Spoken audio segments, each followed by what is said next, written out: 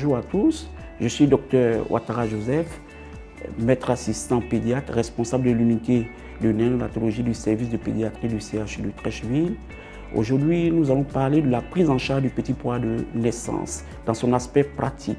Donc, à la suite du professeur Cissé qui a parlé du prématuré, nous allons décrire cette prise en charge-là sur modèle anatomique et dire un peu ce que nous faisons dans notre unité de prise en charge des petits pois de naissance, nommée unité soins mère kangourou.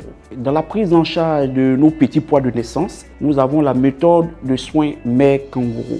Cette méthode de soins est caractérisée par trois composantes essentiellement.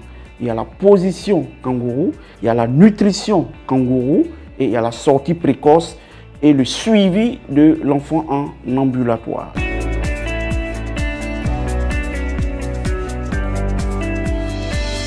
Parlant de la première composante de la prise en charge des nouveau-nés par la méthode soins kangourou, c'est-à-dire la position kangourou, le nouveau-né doit être couché notamment en position de décubitus dorsal, nu, avec le port de chaussons,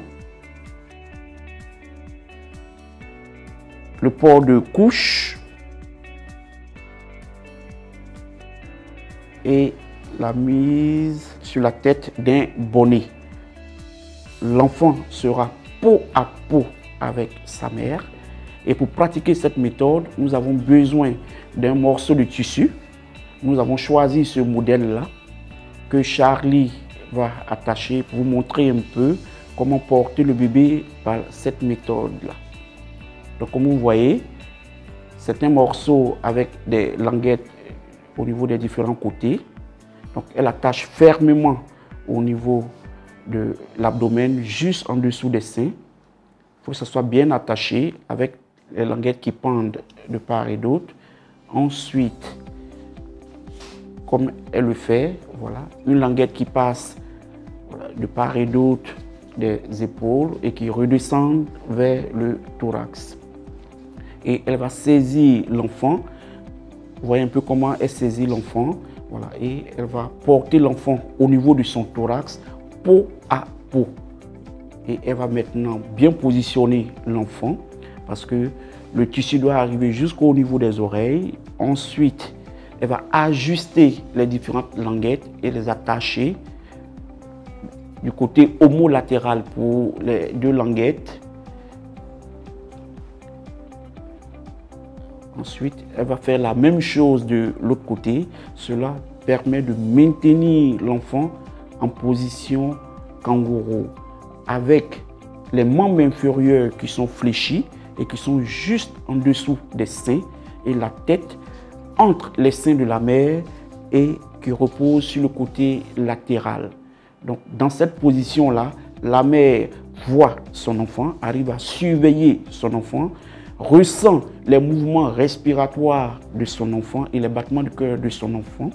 Ensuite, elle peut utiliser un morceau de paille pour recouvrir l'enfant. Et lorsqu'elle doit alimenter l'enfant, elle peut juste dégager un peu la tête, le sein et donner à téter à l'enfant quand cela est possible. Donc, cette position-là, la mère doit l'adopter 24 heures sur 24 dans notre unité. Sauf quand elle a des besoins particuliers, notamment lors du passage dans les toilettes ou autre, là, elle peut enlever l'enfant de cette position-là et dès qu'elle revient, repositionner l'enfant.